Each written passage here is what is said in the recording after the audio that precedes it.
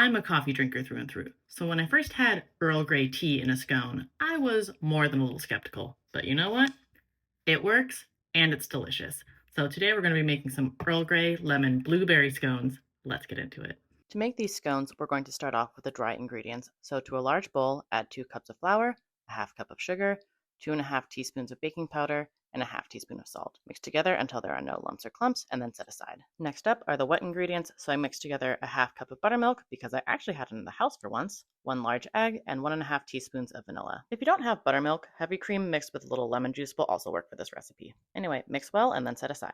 Then pull back out the dry ingredients and add a half cup of unsalted butter that has been cubed and frozen. Using a pastry cutter, cut the butter into the flour mixture until it resembles breadcrumbs. I usually get in there with my hands after a little bit to break up any remaining large chunks of butter. And once you're happy with the consistency, it's time to add the flavorings. For these scones, I added 2 bags of Earl Grey tea, the zest of a lemon, and about a cup of washed blueberries. Mix everything together until the blueberries are well coated with flour, and then pour in the wet ingredients. I mixed this with a spoon until the flour was hydrated, and then got in there with my hands. This was a tip I learned after a bit of Googling, but you don't want to actually knead your dough too much, otherwise you'll end up with tough scones. Instead, press the dough together until you get a cohesive mound of dough, and that will help create a light and fluffy scone in the end.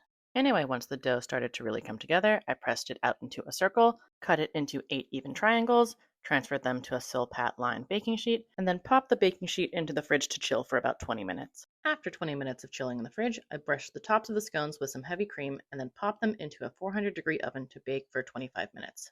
And look at that! Beautifully golden Earl Grey lemon blueberry scones. I transferred them to a wire rack to cool, and while I did not do this time, I would like to mention that you absolutely could add a vanilla or lemon glaze to these, which I would recommend adding while the scone is still warm but not piping hot. Anyway, these scones are the perfect blend of zesty citrus, juicy berries, and subtle floral notes of tea, making them both refreshing and indulgent. Fluffy, flavorful, with the perfect crunch on the outside as you bite in.